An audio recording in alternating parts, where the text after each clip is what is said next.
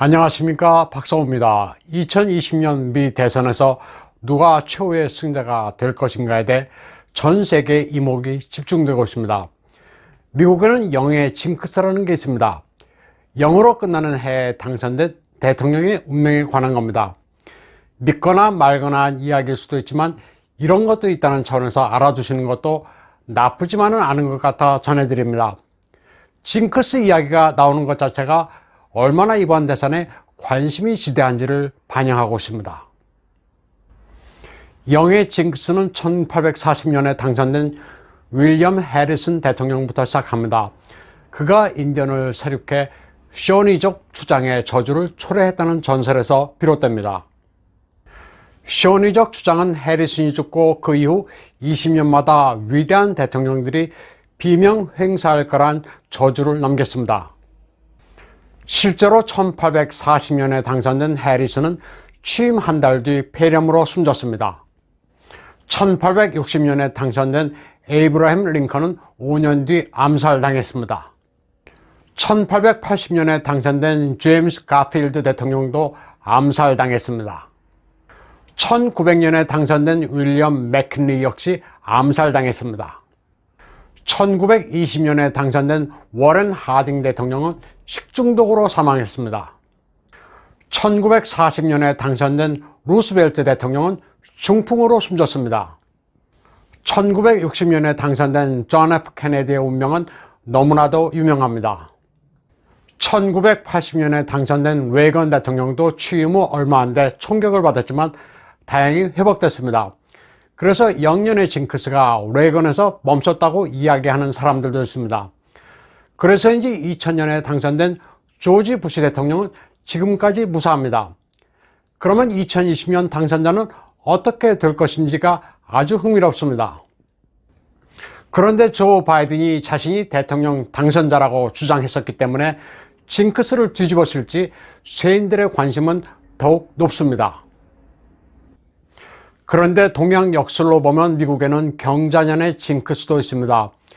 미국이 건국한 뒤 지금까지 4번의 경자년이 있었습니다. 앞선 3번의 경자년에 취임한 대통령은 모두 비명 횡사했습니다. 그런데 2020년 경자년에 조 바이든은 대통령 당선인을 자처했고 여러 외국 정상들이 그를 축하했습니다. 그래서 그가 경자년의 징크스를 초래할 것이며 그 덕분에 트럼프 대통령은 징크스를 벗어날 것이라고 해석하기도 합니다. 바이든이 경자년의 저주를 뒤집어쓰고 11월 초부터 70일 동안 최소한 6번의 자일이 있는데 그에게 상당히 불길에 큰 위기를 맞을 것이라고도 해석합니다.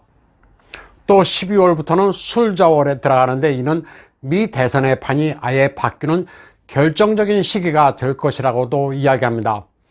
마침 12월 14일은 각 주의 선거인단이 투표하는 날입니다. 그러면 미 대선 상황이 어떻게 가고 있는지 큰 줄기를 정리해 드리겠습니다. 트럼프 대통령 법률팀의 시드니 파월 변호사는 뉴스맥스에 출연해 그렉 켈리 앵커와 놀랄만한 대담을 나눴습니다. 베네수엘라 차베스의 경호원이었던 제보자의 진술을 토대로 도미니언을 이용한 엄청난 사기극에 대해 설명하면서 트럼프 대통령이 이번 대선에서 얻은 표는 최소한 8천만 장이라고 밝혔습니다. 바이든 진영이 미리 계산해 도미니언에 입력한 표가 지나치게 많다고 설명했습니다. 버지니아, 펜실베이니아, 조지아, 미시건주에서 수십만 표가 새벽에 바이든 쪽으로 쏟아졌는데 모두 같은 비율이었다고 말했습니다. 미국 시간으로 11월 18일 트럼프 대통령은 위스콘신에서 발생한 어이없는 상황을 부각시켰습니다. 대선 다음날 새벽 3시 42분에 14만 3천 장의 표가 지고 있었던 바이든 쪽으로 쏟아지는 믿을 수 없는 일이 발생했다고 말했습니다. 조지아주 펄튼 카운티의 역대 대선 득표수도 아주 수상했습니다. 한 네티즌은 상식적으로 이해가 되지 않는 일이 벌어졌다고 전했습니다. 2008년 오바마 맥케인, 2012년 오바마 롬니, 2016년 클린턴 트럼프의 대결에서 민주당 20만 대, 공화당 10만 대였던 추세였는데 올해 급변했다고 전했습니다. 바이든이 38만, 트럼프가 13만 대로 갑자기 민주당의 우세가 치솟은 것은 이해할 수 없다는 겁니다. 그런가 하면 실시간 집계에서 9,426이었던 트럼프 표가 3,635로 갑자기 줄어드는 요상한 상황도 있었습니다. 미 공화당의 해외 사무조직 부위원장 솔로몬 유에도 트위터에 의미심장한 말을 남겼습니다. 중국 이름으로 위화이송. 솔로몬 유에는 미국에서 오랫동안 중국 공산당에 맞서 싸워온 반공 정치인입니다. 그는 17일 시드니 파월이 비유적으로 말한 바다의 괴물 크라켄이 드디어 잡혔다고 말했습니다.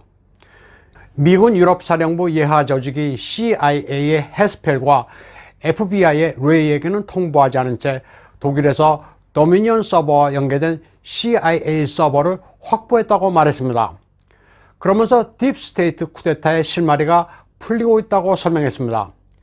그리고 시드니 파월 변호사와 텍사스의 루이 고모트의 활약이 아주 빛나고 있다고 말했습니다.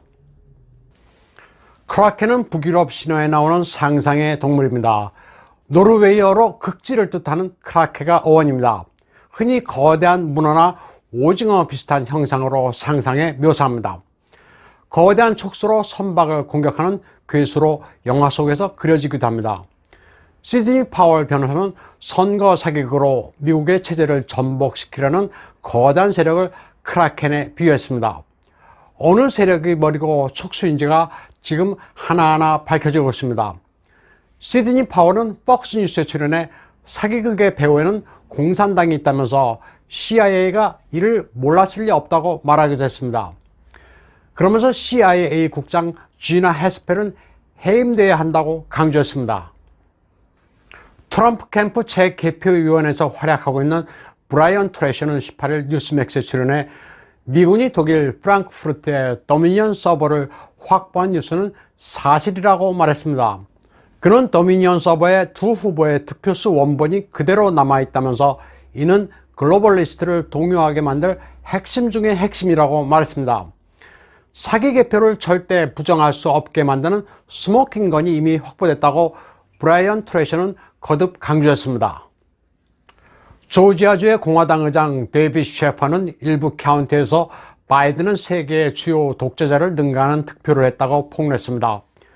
유권자의 99.9%가 표를 던진 사례는 전 세계 어디에서도 거의 볼 수 없는 대기록입니다.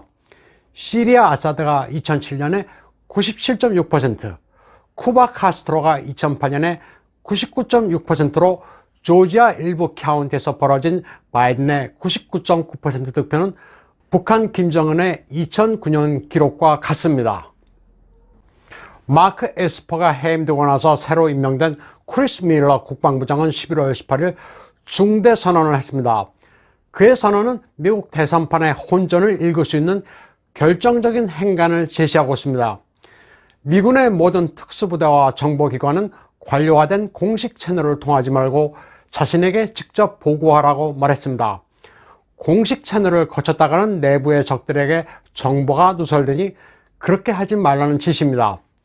크리스 밀러는 트럼프 대통령의 명령을 수행할 때 군사작전에 수반되는 예상 불가능한 위험이 도사리고 있다면서 이같이 지시했습니다. 트럼프 대통령이 전적으로 신뢰하는 크리스 밀러를 통해 CIA가 하던 공작을 국방부에 집중시킨 겁니다. 딥스테이트와 공모하고 있는 지나 헤스펠의 CIA를 무력화시킨 것으로 해석됩니다.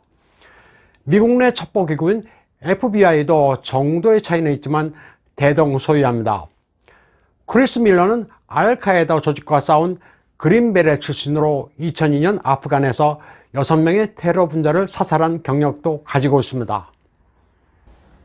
한편 민주당의 캘리포니아 주지사 게빈 뉴섬은 우한 폐렴을 구실로 통제를 강화하고 있습니다. 엑시오스 보도에 따르면 뉴섬은 토요일부터 한 달 동안 밤 10시부터 이 길 5시까지 통금 조치를 시행하겠다고 발표했습니다. 캘리포니아의 41개 카운티에서 시행될 이 조치는 공장 가동과 소상공인들에게는 상당한 충격을 가할 것으로 예상되고 있습니다. 통금 시간에 약국에 들르거나 음식의 배달 주문은 허용되지만 불필요하게 움직이지 말라는 겁니다. 게빈 뉴섬은 마스크 착용과 거리 두기를 유독 강조하고 있습니다. 그러나 정작 본인은 11월 6일 나파밸리의 프렌치 레스토랑에서 많은 손님을 초대해 생일 파티를 한 것으로 밝혀져 비판을 받고 있습니다.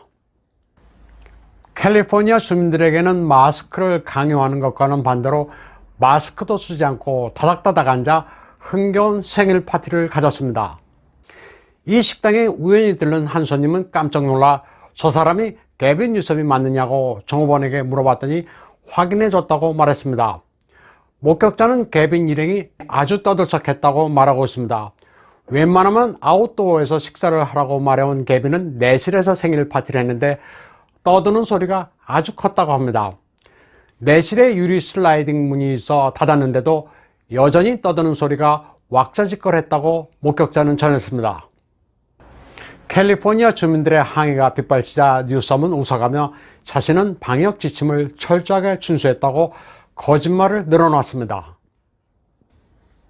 여행을 자제하라고 권고하고 있는 캘리포니아의 민주당 고위직들은 연수를 빙자한 하와이 여행을 한 것으로 드러났습니다. 더 크로니컬즈에 따르면 이들은 하와이 마우이 페어몬트 키라니에서 하루 숙박비가 $600가 넘는 호텔에서 회의를 열었습니다. 기업 스폰서를 끼고 간 여행 빙자 연수였습니다. 더욱 기가 막힌 것은 캘리포니아 보건국이 웬만하면 다른 주에도 가지 말라는 여행 공고를 발표하고 며칠 되지 않은 시점에 하와이에 5박 6일 일정으로 몰려갔다는 점입니다. 하와이에 여행을 간 민주당 고위직들은 하와이의 안전한 여행 정책을 연구하기 위해 프로그램을 계획했다고 둘러대고 있습니다. 우한 폐렴 방역을 구실로 남의 자유를 속박하면서 자신들은 예외로 하는 민주당에 대한 미국민들의 분노가 높아지고 있습니다. 오늘 방송은 여기까지 하겠습니다.